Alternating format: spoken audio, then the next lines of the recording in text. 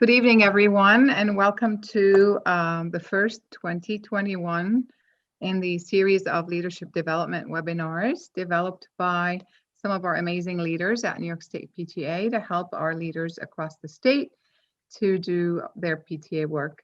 And we have this open training that's going on that's been started in past years, and it's been received very well, and we continue to bring these webinars to you in order to assist you and support you in using the knowledge of our volunteers. We also take your any requests or needs in consideration when designing these webinars. So obviously an important topic that we've been asked to tackle is the topic of nominations and elections. My name is Amani DeGame. I'm honored to serve as one of New York State PTA's vice presidents, but I'm also the designated officer for leadership development, and I'm proud to work with this great team. And I would like to introduce our leadership development coordinator, Rob Rijos. Thank you, Amani. Again, my name is Rob Rijos, leadership development coordinator, and I'm really proud to introduce Jackie and thankful for her and offering to do this important webinar, specifically with nominations and elections. So just a little background on Jackie. Jackie currently serves as the bylaws coordinator for New York State PTA, in addition to chairing the New York State PTA Nominations and Elections Committee. She is also the new Empire State PTSA elected president. She has been a PTA leader from the Suffolk region, where she currently serves as the awards chair and on the PTA region board of managers. She offers 35 years of PTA experience in variety of different leadership roles, including as region director for the Suffolk region, Twin Projects Awards Chair for New York State PTA. She has also participated in several of New York State PTA annual convention teams, including being the 2015 convention coordinator. Jackie fondly regards her PTA experience and has afforded her the opportunity to create many lifelong relationships and friendships with other PTA members along the way. One of her ongoing goals has been leadership development, and we are very thrilled to have her this evening presenting this webinar on this important topic, nominations and elections. So again, thank you, Jackie, and I welcome you to this presentation. Thank you, Rob, for that lovely introduction. Welcome all. I'm proud to be here to present the Nominations and Elections Workshop, which I have done previously. We tried to take a little different spin on it this year and focus a little more on what exactly is going on now in terms of the COVID-19 restrictions and how our PTAs are operating. So I hope you find it useful and can leave with some tips and important information. All of the workshops that we do, the webinars, are recorded and they are placed on the New York State PTA website. So later on, once we've finished here in a few days, it will be up on the New York State website. Right now, there are slides up there for you to see. And I've also included some accompanying documents that I will refer to as we go through here, just so that I didn't have to write out everything. I've kind of spread it out among different documents that relate to different parts of the process. So let's get started. First of all, for everything nominations and elections, we have a great New York State PTA resource guide, and section 7 is the place where you will find everything to do with nominations and elections and bylaws, which of course are very, very important in nominations and elections. The first two documents I would refer you to that are on the website are 1 and 2. Number 1 is a nominating committee checklist, and the number 2 is the Q&A. So these two documents can give you, and I'm going to hope they come up for me, give you some very basic information, such as exactly what does the nominating committee do? What is its charge? Why do we have a nominating committee? And also, what are some questions? Okay, there's a list of questions there as well that will help you to kind of get yourself going if you have things to ask about. So those two documents, as I said, are located on the website. what exactly is the charge of the nominating committee? We work through a system in PTA with a nominating committee. We don't have open elections where everybody comes to the floor and says, I want to nominate this person, I want to run for president. It would be very chaotic. So by the use of a nominating committee, it makes the process a lot more streamlined, and it gives fair and equitable information to everybody, as well as giving everybody a chance to participate. So the And Jackie, I have shared the link in the chat box. So Okay. for those of you that are looking for the documents Jackie is referring to, there is a link in the chat box. You can go right to that link and scroll down just a slight bit, and all those documents are there under tonight's presentation. Thanks so much. Thank you, Kyle. So the nominating committee must be elected. This is very important. So many units do not do it this way. And your bylaws will tell you how many people are on the committee, how many are elected from the executive board, and how many from the general membership. So it is always an odd number. And again, that information is found in your unit or council's bylaws. The committee, once elected, then elects its own chair. So we do not have a president who goes around and says, what happened here? Who goes around and says, I want you, you, and you on the nominating committee, and the same 3 or 5 people get chosen every year. This way, it gives anyone who wishes to be a part of the nominating committee the ability to do so, to be elected to the committee. Once your committee is elected, they meet to elect a chair. And according to Robert's rules, the first named member of the committee acts as a temporary chair, calls the members together, and you can do it perhaps at the end of the meeting in which the election takes place or on a call. And they will then elect the committee chair. And the committee chair of the nominating committee is really the person who will be in charge of everything ongoing with the committee. Of course, now, since we are unable to hold in-person meetings in most places across the state, the nominating committee, according to bylaws, everyone's bylaws, must be elected at least 60 days prior to your election meeting. So if your election meeting is in March, we are already in January, that's 60 days, okay? You need to get started on the election of your nominating committee. And of course, you can have March, April, May, or June as your election month, and you have to check your bylaws for that. So within the next few months, you're going to need to hold a meeting for your nominating committee election. And it needs to be 2 separate meetings. Now, if you were in a live meeting, you could do this at one meeting, but it's a little bit more difficult to do when you're doing virtual or Zoom. So you would call together the executive board members only for a meeting and elect the number of members that are required from the executive board.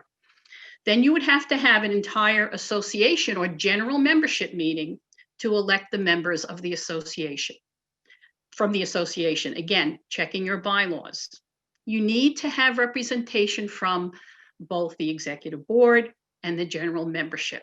That is, again, to allow for fairness and transparency and the ability for anyone who wishes to be a part of the committee to be elected to that committee. Jackie, we do have a question on that. If you Yes. can go back to the last slide, do you actually have to have 2 separate physical meetings, or can you do the 2 votes at the same meeting? The problem with when you have a live meeting, yes, you could do it. And then only those people on the executive board would be voting for the executive board members. However, with a Zoom meeting or a virtual meeting, it would be a little bit difficult to do that, because then you'd have to separate out people and say, you could have the executive board meeting first and then add the general members if you wanted to do it all in one day. But it's a little with everybody on the committee to decide, okay, well, this one is executive board only, but this one is not executive board. So that would be a little more cumbersome. So my suggestion, if you're going to do it as one meeting, you have your executive board meeting first at 7 o'clock, let's say, and then 8 o'clock, you allow all of the rest of your members to attend in order to elect the people from the general membership. So that's the way that I would say to do it virtually, or as I said, have 2 separate meetings. And excuse me, Jackie, 2 quick questions. What happens if no one volunteers for the nominating committee is one question. And then is there a limit to how many times you are able to be on the committee? So two opposite situations. Okay, so as far as the number of times on the committee, unless your unit has procedures to that effect, that you may only serve for 2 consecutive years, there would be no limit. You could be elected every year. On the state board of directors, we have a limit. We have a 2 consecutive year limit, so that if you've been on the committee for 2 consecutive years, you are not eligible for the next next year. However, with units, if you have no procedures to that effect, then you could feasibly be elected to the committee every year. And the other question was regarding, I missed that. What was that, Amani, the other one? The other possibility is no one volunteering to serve on the committee. Okay, what I would suggest is when you are going to call, the president would call the meeting for the nominating committee election, you ask people, you know, we're seeking members for the nominating committee to be elected to the nominating committee. If you have an interest, please email me or please email the secretary, whatever you want to do, to kind of stir up some interest. Don't just have a meeting and say, oh, by the way, today we're electing a nominating committee. Make sure that people understand this is an important committee. You will be nominating those people for next year's officers. And it really is a job that needs to be done very carefully. So there's nothing wrong with soliciting members and asking if people would wish to be nominated. They still have to be elected, but at least you can stir up some interest ahead of time. And if you explain to people what they need to do, okay, don't just elect them without letting them know what to do, then hopefully they will be willing to step up. But yes, that can be a challenge sometimes. Thank you, Jackie. Okay, your bylaws will also state what are your officers, okay? And what is their term of office? Is it 2 one-year terms or is it 1 2-year term? That's very, very important. If you have council delegates, are they elected or are they appointed by the president in cooperation with the executive committee? You need to know that, because if you have to elect them, then that would be part of your role as a nominating committee. When should the slate be published? This is a requirement in everyone's bylaws. It's either 2 weeks or 1 month prior to the election meeting. This is very important, and we'll get to that a little bit more later on. And what month is our election meeting? If our election meeting is in April, again, that's a very important time frame, as we'll see in a little bit. How do I deal with a vacancy? If, as the nominating committee, you suggest a list of potential nominees for office, and for some reason, one of the persons who is nominated is unable to serve and will call the nominating committee chair and say, you know, my husband's got a new job. I won't be able to give the time. I really want to decline my, acceptance of the office of vice president. In that case, if it's prior to the election meeting, then you would deal with vacancy by calling the nominating committee together again and trying to nominate a new person for that office. If the vacancy is after the election, then it is done according to the bylaws, which means a vote of the executive board to fill the vacancy. And the last very important thing you need to know in your bylaws, if there is a required 2-day notice to run from the floor. This is very important, and we'll see again that when we talk about the actual election meeting. Your nominating committee needs a copy of the bylaws when they do their job. And your president should have a copy, your secretary should have a copy. If for some reason you do not have a copy, please contact your region director or your region bylaws chair, and they can send you a copy. But that's important to note. A 2-day notice to run means that you put together as a nominating committee a slate of officers. Those officers will then be put up for election on the election meeting. However, if your bylaws state that if you intend to run from the floor, you have to give a 2-day notice, then that's important to know, because that has to be mentioned and published so that all members will know that. And we'll talk a little bit more about that. So once the committee has been elected, you're going to meet via conference call or virtual meeting. You would send out recommendation letters, okay, for each office to be returned to the nominating committee chair. And I've given you a sample, document 3 and 4, a letter to the membership is document 3. And number 4 is a sample recommendation form. These would be sent out to all of your members, anyone who wishes to make a recommendation for an office. Can somebody recommend themselves? Absolutely. Can nominating committees members recommend themselves? Absolutely. As long as they are as long as they are not being elected to an office. Not, they can be an officer already and still recommend themselves. And these are recommendations only. They are not to be counted as, oh, this person got 5 votes and this person got 4 votes. It's more of a deliberation and a consensus than it is a let's count how many recommendations this person had and how many that person had. Deliberate on who will be the best candidate for each position.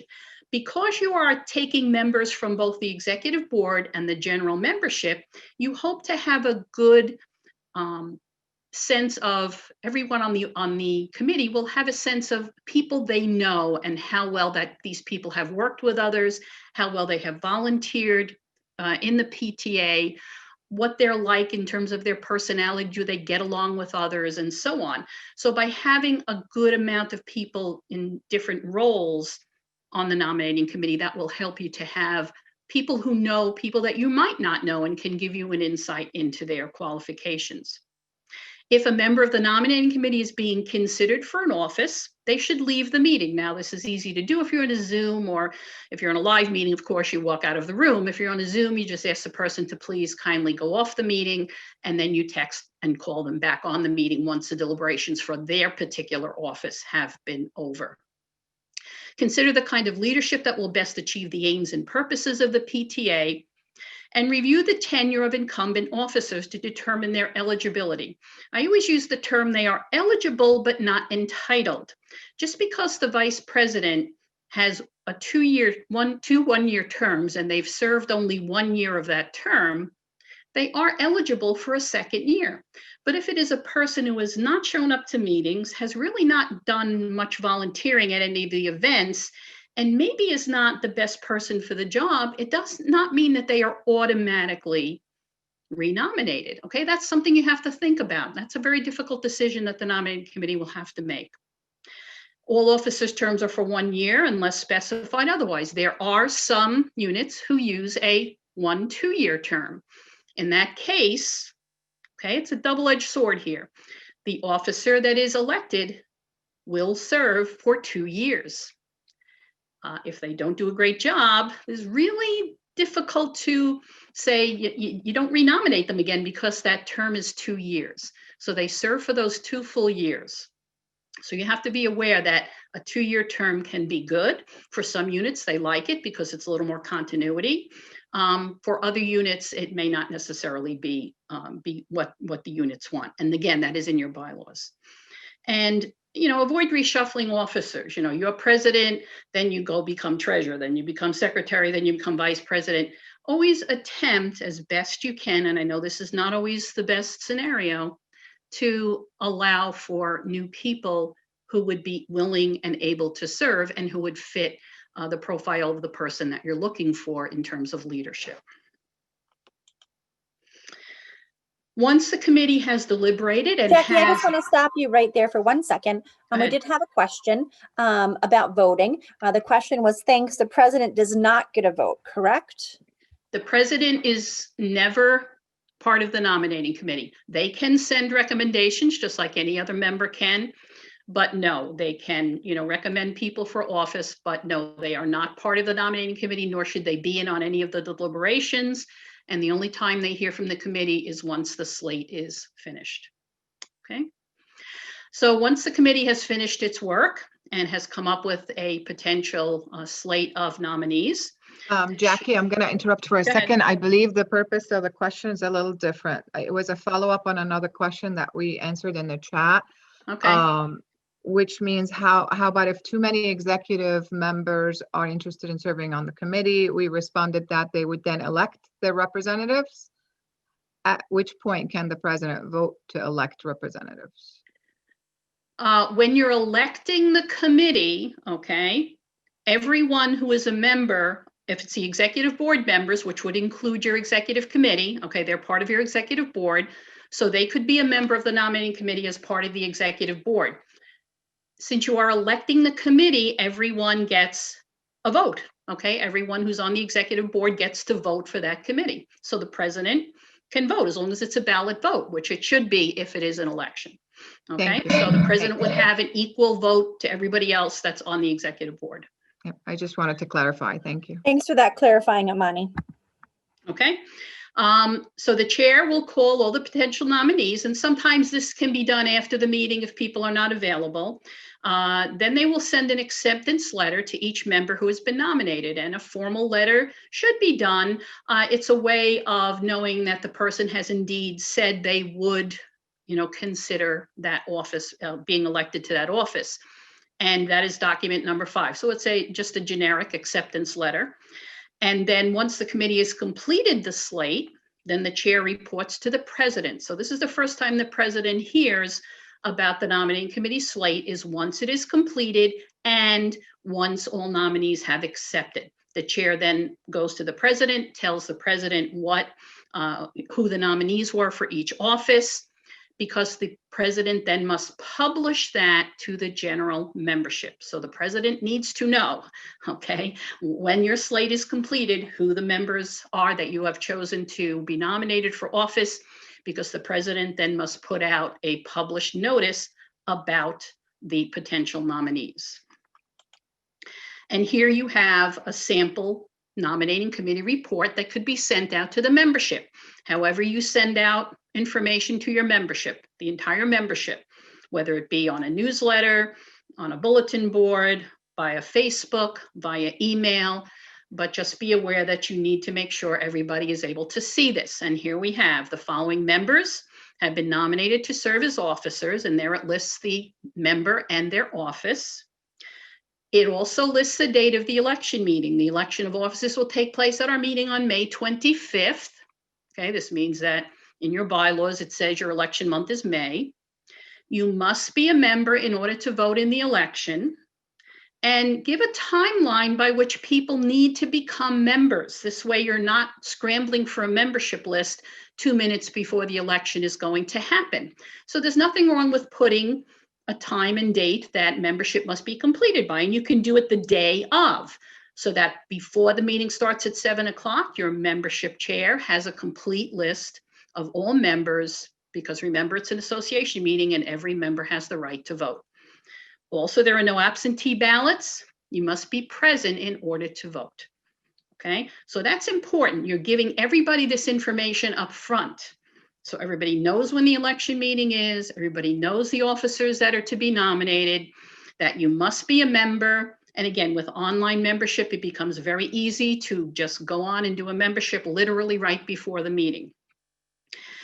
This is what I mentioned before about the 2-day notice. If your bylaws have this as a clause in your bylaws, it says, according to our bylaws, intent to run from the floor must be received at least 2 business days prior to the date of the election. So this means that if you were not nominated and you really, really wanted to be vice president, you could send an intent to run request to the nominating committee chair no later than by 6 p.m. May 23rd, 2 days prior to the meeting. Okay, so this is if your bylaws state that a 2-day intent to run is necessary. And this way everybody knows that if you would like to be a member of this nominating committee slate, or if you would like to, run against one of these nominated members, you have the right to do so. But you need to let the nominating committee chair know 2 days prior. And it's in writing so that the nominating committee chair has it. There's no question. Okay, whether it's an email, that's fine. The nominating committee chair prints out the email so that they have it with the date on it. And if it's in the right frame of time, then that would be a valid intent to run request. Okay, so that's important to note. You need to let your membership be aware of the date of the meeting. They must be a member, et cetera, et cetera. All this information is put out about the slate, again, depending on your bylaws, 2 weeks or 1 month prior to the election meeting. It's very, very important, because we tend to think that one of the most important things about nominations and elections is when it's not done correctly. And then we don't have transparency, We have all kinds of questions come up. There is a lot of animosity among the members. And as a region director, I can tell you it's probably the second most frequent call that we would get on the region. Treasury is always first, but nominations and elections was always second. Of course, you're now going to have your election on May 25th. Question? Yeah, No? sorry, Jackie. Can I ask, because this has come up a few times. Yes. Are there requirements or qualifications before you submit to run that, and where would a member find any of that information?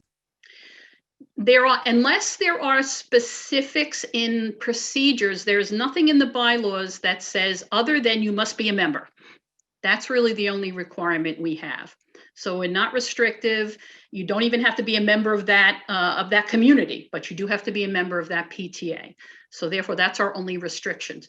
Sometimes units will put into procedures such as you need to have 1 year on a previous board, like an elementary or middle school, to run for high school, but that's not bylaws, that's procedures. And that's really an individual unit's decision.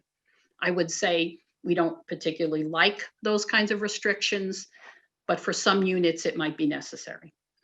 Okay, but there's nothing in the bylaws other than you have to be a member. Good question, though. So if you can have a live election meeting, that is obviously the best way to do an election. And again, the resource guide section 7 really does spell it out for you. And I've also included one of the documents at the end is a sample script for a live meeting so that you can kind of see how to run a meeting, how to run an election meeting. It's directly taken almost directly from Robert's Rules, and Robert's Rules also is a great resource for that. So obviously, if you can't do a live meeting, then we have to do a virtual meeting. Virtual meetings usually work best with small groups, okay? And one of the most important things I can tell you is to plan the meeting carefully. I would assume that most units have now done some sort of virtual meetings over this past year, since we have not been able to have live meetings. And we do have the COVID-19 resource page on the New York State website, which is constantly being updated with new information. And I would, tell you to go to that because it does have, and I'll see if I can pull it up here, if my link is okay. And it really gives you a wealth of information about everything that would be needed or that you need to do in order to run a meeting. I think I have to stop share maybe. Well, I don't think it's coming up, but wait.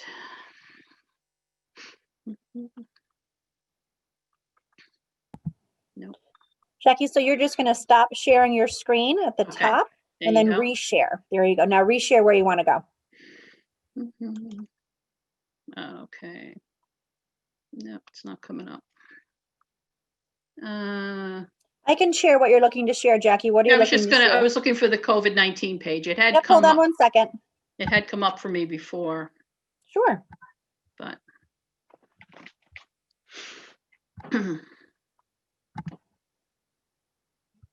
Here you go, Jackie. okay. So I'm sharing my screen. You might not be able to see it, but we're on the COVID-19 page. Right. Okay. So the COVID-19 page, as you can see, guidance for unit leaders, and that just has a tremendous amount of information. It goes through it. Can you click on that, Kyle? Thank you. And if you scroll down, keep going, it'll show you virtual meetings advice, as well as canceling events, general election information, nominating committee, okay, advice for virtual election meetings. And there's even here, stop, Kyle. Whoops, go up a little bit. There it is, stop. There's even a place here to for setting up a Google form, which you would use for an election. Okay, so, and if you have a Zoom platform, I believe Zoom also has a polling feature that you can do, that you can use right then and there. So, okay, thank you, Kyle. All right, let's go back. Yeah. Why is my screen not sharing now?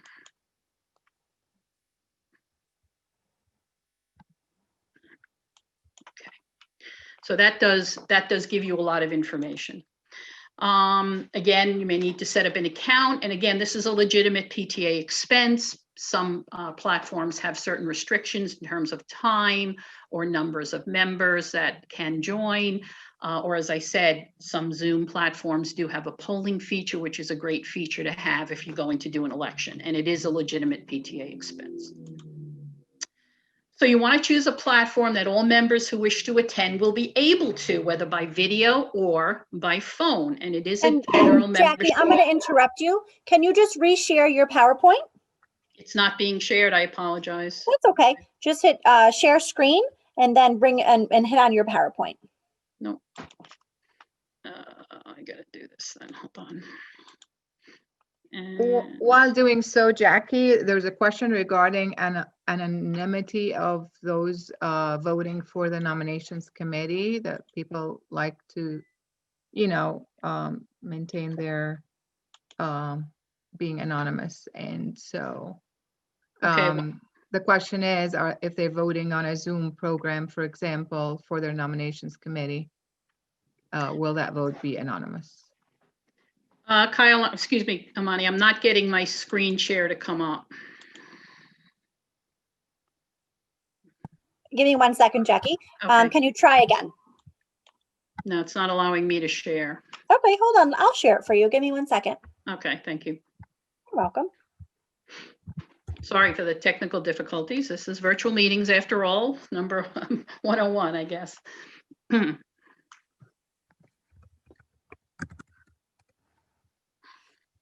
Jack, if you could take that question while I pull up your presentation. Okay, so Amani, can you restate that question for me, please? So basically the question is regarding whether programs such as Zoom, you know, I don't want to rephrase the question, but are they writing their selection in a chat? Obviously the answer is no to that, but then are they going to be anonymous using a program like Zoom? If you're, the link is going to your email for your ballot. So yes, it's just to your email. Nobody sees how you vote. It is a blind copy, so nobody else sees your email. So it only goes directly to the person collecting the ballot. So it should be anonymous, yes. Jackie, I'm sharing my screen. I just want to make sure I'm on the right slide for you. Yes, that is the right slide. Great, thank you. You just let me know when to advance.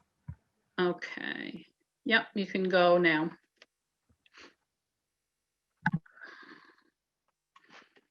One more. Oh, sorry. So, okay, this is fine. So all potential nominees, attendees should receive an advance notification of the meeting, date, time, link, or phone number. And again, they must be a member to attend the meeting. It's important to be aware of the technology available in your area for those who may be unfamiliar with the technology you will use. So make sure that you have a technology that if someone does not have a good internet connection, that they are able to join by phone if they wish to. It's important to try to do a run through, take your officers, do a run through meeting, do a pretend election, and just so you can kind of get out the kinks and determine what went right, what went wrong, how do we share this? And that's really the best way to try and run the meeting, before you run the meeting. Send out in advance an agenda and any supporting materials for the meeting. And your region directors have been doing this in their regions pretty much all year. So by all means, contact the region directors, and most of them have been doing some sort of election meetings at some point, or elections at their board meetings, their board of managers meetings. And so they certainly could help you in just setting things up, or if you think it's going to be a difficult election, you can ask them to have themselves or one of their representatives on the call with you. And we've had that happen a number of times, and it really does make the president, who maybe has never done this before, feel a little more at ease to know that somebody's there kind of as a backup to assist them. And that person is an outsider, has nothing to do with the election, so really can be very helpful and kind of, make the president feel a little more at ease. Okay. It's important that the president send out meeting rules to explain how the meeting and election will proceed. Okay, this is important because, as I said before, you'll have a sample nominating committee notice that will go out along with the date of the meeting and so on. But you should also, if you're going to have an election where there is going to be more than one candidate, you should set up some meeting rules, and they can be very simple, such as the nominating committee chair will read the report. Each person to be nominated will be allowed to speak for 2 minutes. Ballots will be whatever distributed, or however you're going to vote. We're going to vote by Google form. You must use your email that you sign in with. These things are important so that it can create less kind of difficulties later on when it gets to the meeting and you say, well, wait a minute, we have somebody running from the floor, but we don't know them. Would it be a good idea to let me have them talk about themselves? And certainly that would be. So those are kinds of things that, just basic guidelines as to this is what's going to happen at the meeting, particularly since it's maybe a meeting that none of your people have been on before. Maybe many of them have been to live election meetings, but have not experienced the virtual or Zoom election meeting. So therefore, it would be very important to set up some meeting rules so people know, if I have a question, I go to the chat box. If I want to nominate somebody, I use the chat box, whatever it might be. But some general meeting rules so that everyone is aware of how the meeting's going to be run. And again, the COVID-19 page we just showed you has a place for creating a Google form for elections. And it also does a step-by-step scenario on an election. So again, very good resources for you. Go ahead, Kyle. So we have several different scenarios, okay? First of all is to make sure a quorum has been obtained. What is that? Check your bylaws, okay? And that the secretary is taking accurate minutes. This is very, very important. So the first case scenario would be no candidates running from the floor. The nominating committee has put out their slate. Nobody has, mentioned that they want to run from the floor. You have the 2-day notice and nobody has sent in a notice. So you are just going to elect the slate as a nominating committee has proposed. And this can be done by voice vote, which is according to our bylaws. So the nominating committee chair announces a proposed slate of officers and gives the secretary a formal report. There you see document number 6, a sample nominating committee report, all signed by all of the members of the committee. And that becomes part of your minutes. The nominating committee report goes in with the secretary's minutes. The president then announces each office in turn and allows for a voice vote each time. The question always comes up about, well, what if somebody votes against the nominee? According to Robert's rules, or in this but one candidate for an office, that candidate is declared elected. Members can only vote against a candidate by nominating an alternate candidate. But in this case, there is no alternate candidate. So it just takes one voice saying yes to elect that person. So there's no yes, how many no. Not when you have one candidate, okay? And that's important to note. You cannot vote against one candidate, taking this right from Robert's rules. And once all candidates have been elected, you have completed your meeting. Simple, no complications. And of course, we all hope our elections are that simple. However, that is not always the case. Kyle, go ahead. Scenario 2, candidates have given notice of intent to run from the floor. So the nominating committee chair informs the president. Once they receive any intent to run, okay, the minute they get them, they send that on to the president, so the president knows ahead of time. So the election meeting runs the same way. The nominating committee chair will read the proposed slate of officers. The president will then ask the chair, have there been any intent to run received for president? Okay, and if there is, then you need to have a ballot vote. Now, the advantage of having the 2-day intent to run notice is that you can prepare the ballots ahead of time because you know if there's going to be somebody running against Joe for president, Jane's running against Joe for president, there's my ballot for president, and so on. So that is an advantage of having that clause in your bylaws. You can be prepared ahead of time with a ballot. Then however you do it as a Google form, as a poll on Zoom, SurveyMonkey, whatever format you use. And again, I suggest you try this out ahead of time so that you know it's going to work. Everybody gets a ballot. If somebody has, each office that's being contested should have a separate vote. If there is something, for example, that people have to vote by phone, you can certainly use a text message to a specific phone number. and then you would have somebody tally the ballots that way. That's a little more challenging, okay? But it can be done. And so then once you have those votes tallied, and if you're doing it by text as well, you might have to say to everyone, we're going to hold on a minute because we want to make sure all the ballots are in. Okay, so you might have to wait until that you get to the next office. But in this case, you would take each office separately. Okay, even if you have somebody, you may or may not have somebody slated intending to run for each office, but you need to do each one separately because of this kind of more cumbersome way of doing the ballots. Okay.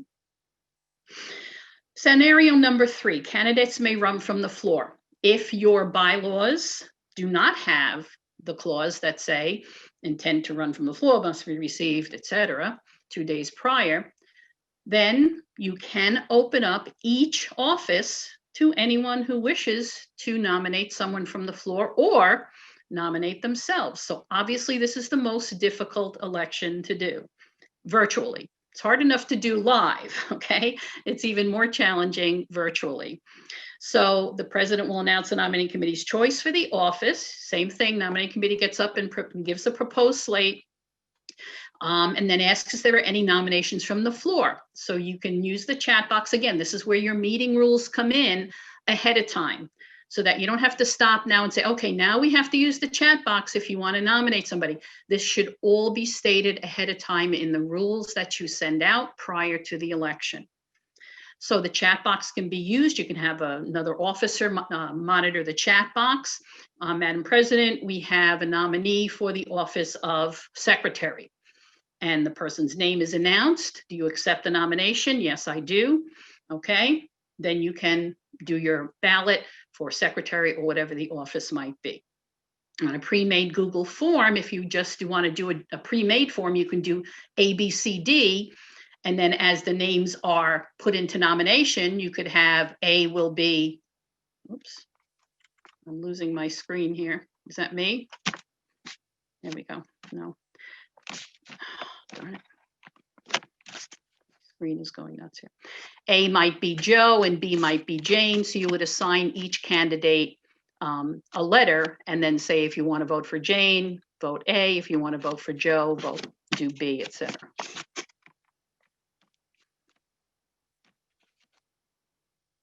Okay. Some Zoom platforms will allow you to create, I'm losing my screen here, I apologize. I don't know if it's me or if it's my connection. And now I've lost my screen, hopefully. Will allow you to, some Zoom platforms will allow you to do a poll, and that can be created right when you do. I apologize. Am I the only one having trouble with my screen? Yes.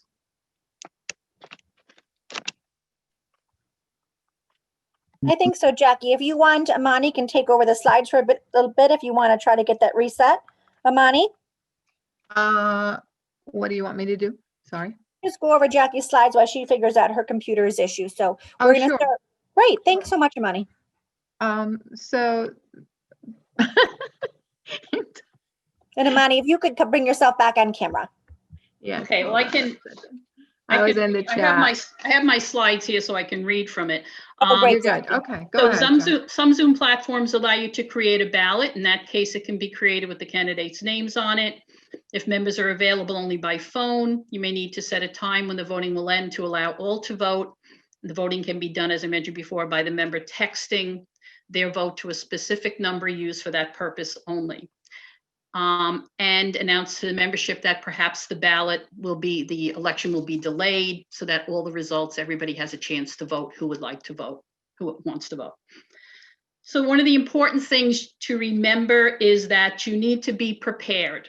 Okay, ask for help, region director, New York State PTA.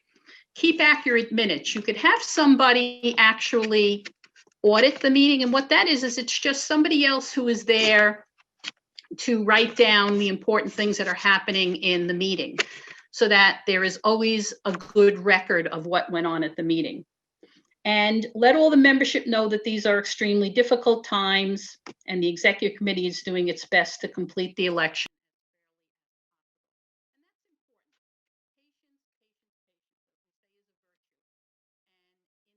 patience, patience, as we say, is a virtue. And in the times of doing particularly meetings that involve elections, meetings alone by Zoom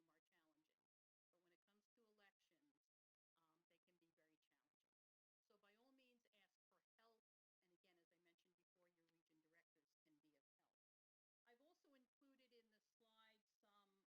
your region directors can be of help. I've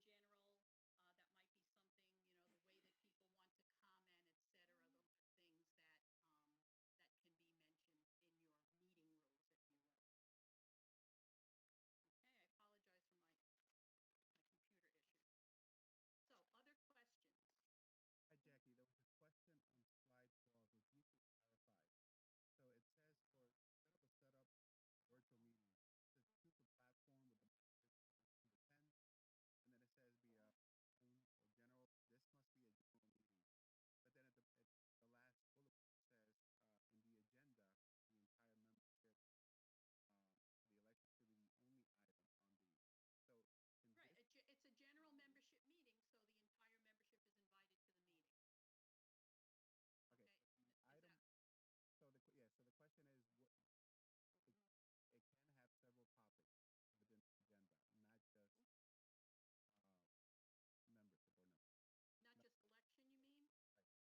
have several topics within the agenda,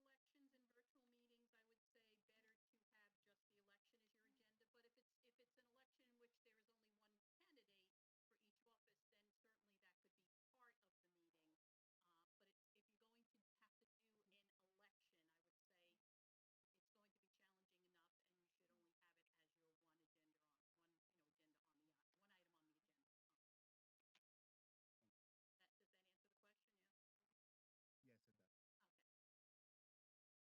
be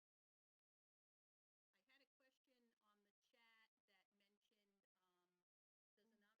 enough, and you should only have it as your one agenda on one item on the agenda. Does that answer the question? Yeah. Yes, it does. Okay. I had a question on the chat that mentioned, does the nominating committee, what does the nominating committee fills the positions for the executive board, officers, and chairs? No, the nominating committee only nominates people for officers and maybe council delegates if that is in your bylaws. But the committee chairs are chosen by the executive committee and president of the cooperation of the executive committee. So they do not get filled by the nominating committee. If you have more than one person being submitted for an office, what do? Well, obviously, then you debate, that person's abilities, how have they worked well with others, what types of things have they been involved in the PTA, and you come up with the best candidate for that office. And the other question was, once the committee elects selects the best person, do they notify them? And I went over that before. The chair calls the person and they say yes, and then an acceptance letter is sent to them, and then it's sent back to the chair as a formal acceptance. Also at the election meeting, you have that document that says this person has agreed to serve. So it is now the fact that if the person cannot attend the election meeting for whatever reason, they can still be nominated because they have accepted, the position, and they can still be voted on and elected. Okay, so the person doesn't have to be, certainly they should be, but if for some reason they can't be, as long as you have the acceptance letter, that is the unit's way of knowing that they have accepted the ability to, the nomination for that office and will serve if elected. Okay, and we went over what does run from the floor mean, so. Other questions? And if we can use that chat box, and please ask Jackie any other questions that you may have, that will be fantastic. Rob, Amani, do we have any other questions waiting? We're pretty caught up, unless Jackie has any others from previously. We have responded to a couple of quick ones in the chat. Right. And if the question addressed a specific election or unit situation, we encourage you to email Jackie. And sorry, Jackie, I did post your email. No, that's fine. And I have my email on the on the slides as well.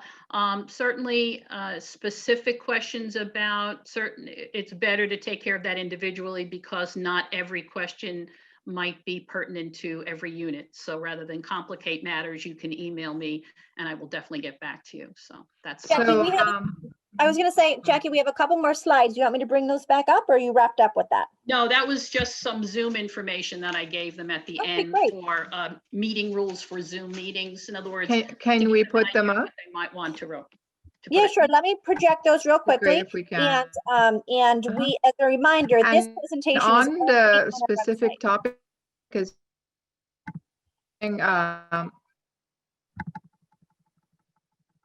we're receiving requests that are specific from vendors such as Zoom and Google, etc.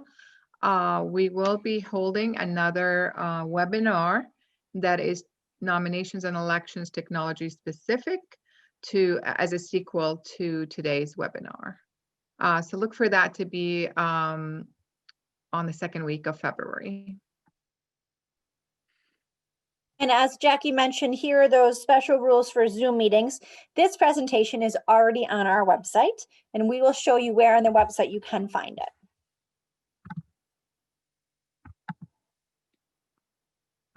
And let me bring you to that section on the website now. So if you're on our website, nyspta.org, you're going to go to Leaders tab on the top. You're going to go down to Training Materials. Then you're going to go over to Leadership Webinar Series. This will bring you to the page where we have all of our webinars posted for you. And you can see tonight's presentation has already been posted, so you can retrieve it there. And all of the different documents Jackie and Amani and Rob have referenced are already posted on the website as well. Again, NewYorkStatePTA.org, to the Leaders tab, down to Training Materials, and over to Leadership Webinar Series. And it will also be cross-posted in the COVID-19 page for unit leaders. Thank you. So again, I applaud all of you for attending today. Certainly, it's a topic that is very, very important. As I said, leads to difficulties and animosity among our We members. are giving you the floor to conclude any remarks. Can you hear me? Yes? Yes, we can. Okay, you can't see me probably. Okay, so as I said, this topic, I said this at the beginning, is a very important topic that can really help to ensure transparency in your PTA, so that if you're doing everything by the book, in this case, our book is the bylaws, please be aware that that is the most important thing in terms of allowing your unit to move forward. Each year with the elections, it's always very contentious, can be contentious in some units, and we want to make that process as transparent as possible for our members. We're not trying to hide everything. Every member has the right to have their say. Every member has the right to be elected to an office if they so choose, or elected to the nominating committee. And please stress that the nominating committee is a very important job. And the only people who cannot be a member of it is the president. So any other member can be elected to the nominating committee, and I encourage you to make it, when you talk about the nominating committee election, make sure that you have people who would be interested in it, and people are interested. Yes. We have one more question. Go ahead. Can't hear the question. I think Amani's internet is going in and out. So the question is, when the nominating committee meets, how do you open nominations virtually? The second question is, do the letters still need to be submitted in a sealed envelope, or can we accept emails? And I think Amani's internet is unstable a little bit right now. Okay. Obviously, you can do it by letters, but by email would be. I apologize. Guys, I'm losing internet connection. Okay, but by email would be fine. You just have to make sure that the person receiving them is the nominating committee chair only, and that nominating committee chair would ask that the subject nominating committee recommendation be in the subject line, and then they would put it into a folder on their email and then open it on the day of the nominating committee meeting. So try to be as secretive as possible, if you will, not looking at recommendations ahead of time, and they should only go to the nominating committee chair, and the nominating committee chair opens that file, and then shares it with the nominating committee. You can print them out, or you can obviously not print them out if you're not doing a live meeting, but you can send them on to your nominating committee chair members on the day of your meeting, so that everybody has a chance to look at them. Once all the deliberations are over, it's important to get rid of those notes. Okay, they shouldn't be passed around. They should, get destroyed by the nominating committee after they've been used. Thank you, Jackie. And do we have any other, we have about 5 minutes left. We want to be timely. We promised you an hour. Do we have any other questions for Jackie on any nominations and elections information? Again, Jackie's happy to take your questions. Did you have a question before that, Kyle? I missed about the. I think you got them both, Jackie. Okay. And Amani, if you're still on, try your video again, and Rob, so we can do a wrap up. See if we can get Amani back on screen. She was frozen for a little bit there. Okay, can you enable my video, Kyle? Yes, hold on 1 second, Rob. I'm unmuted, but my video is stopped. If you can Yep, and you should unstop be able me. to start it now, Amani. Thank Rob, you. you should be able to start your video as well. Thank you. Let's see if we're able to bring it up. Great. Super. So there was another question, Jackie, about, and you may have responded to it. My internet cut me off for a second. It says that what if the nominating committee meets? How do they open the nominations virtually? Well, they would have to, the nominating committee chair would get the recommendation forms, and then they would share them, obviously via email. She could make a folder, share that folder with the nominating committee members at the first meeting that they have. So that would be the best way to do it. So you wouldn't share them until the day of the meeting. And make a folder, and then, put it together and send it out to each of the members, since you're going to be meeting virtually, or share your screen. That would be another way to do it. Share the screen so that everybody can read the recommendations themselves. That would probably be a better way to do it. And again, there's clearly a great need for more details on the process of virtually conducting the election and then opening the ballots. So because we have heard you and we've received these requests, we plan on holding a sequel that is specific to those virtual elections. So look for that the second week of February.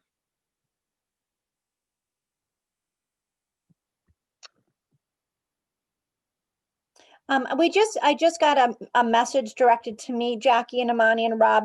Can someone elected to the nominating committee be on the slate for a position? Yes, I did go over that if a person is going to be nominated for an office, they can be part of the nominating committee, but they would just go off the call as that office is being discussed if their name comes up. So they would not be in on the discussions if they were one of the people being nominated. So yes, you can be nominated if you're part of the nominating committee. You would just go off the call. If you're in a live meeting, you would go out of the room. And we received another question, Jackie. You're amazing. We're shooting at you here. What would you do if you need to open nominations prior to the committee selecting chairs for receiving nominations via email? I'm not clear on that question. I'm going to read it again. What would you do if you need to open nominations prior to the committee selecting chairs for receiving nominations via email? I don't understand why you would need to before the committee selects its chair, but No, the I'll give chair you is that. selected. Once the nominating committee is elected, the first person named on the committee just has a meeting themselves, with the nominating committee themselves, and then they elect a chair among themselves. That's how you select the chair of the nominating committee. And then once that happens, then everything is taken care of by the chair, the recommendation forms, the receiving of the recommendation forms, the opening of the forms, the setting up of the meeting or meetings. So that is all then done by the chair with nobody else knowing except the people on the committee. That's important. You might have an alternate if your bylaws allow for the election of an alternate.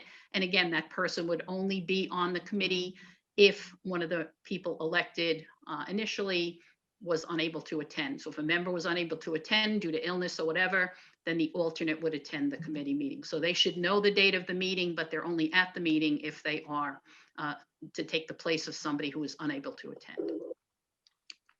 So there was a sequel again, and the answer, as Jackie explained it, is the committee should not be receiving nominations until the committee is completely formed and has elected its chair. Exactly. No nominations should be already Well, coming in they're until considered then. recommendations, not nominations. Okay, make that distinction, because you are recommending this person for a nomination. So you're not nominating the person, you're recommending them because, and the form then lists why do you think this person would be a good president, vice president, et cetera. So you're just sending in recommendations, and you can't do that until you have a chair and a committee. So the recommendation forms go to the chair. And again, email, because of not being able to mail things at this point, would not be maybe the most efficient way. But email, the chair creates a folder, puts those recommendations forms that they get in the folder, and then shares them with the committee on the day of their meeting. And so recommendations until the committee makes its nominations to the entire membership. And when those nominations come in, then as Jackie explained earlier, as per the unit or council's bylaws, there could be nominations from the floor, and then the bylaws spell out what the restrictions are for that. Can they happen the day of the election? Do they require 10 days in advance? The bylaws will spell that out. No, it's only 2 days before if you have an intent to run from the floor. Okay, nominating committee. So so to clarify, Jackie, because I'm rusty on that, it's now across the board, everybody is two days ahead, or does it vary? Only if it's in their bylaws. That is the clause, but not every unit or council has it in their bylaws. It must be in their bylaws. If it's not in their bylaws, then you can nominate someone from the floor on During the the day election. of the election meeting, right? Thank you for clarifying. Otherwise, you can't, okay? But Thank again, you never want to, and that's because you never want to take away the rights of the membership to be elected. And so whether it's 2-day notice or it's at the election meeting, any member has the opportunity to seek an office, even if they are not nominated for that office.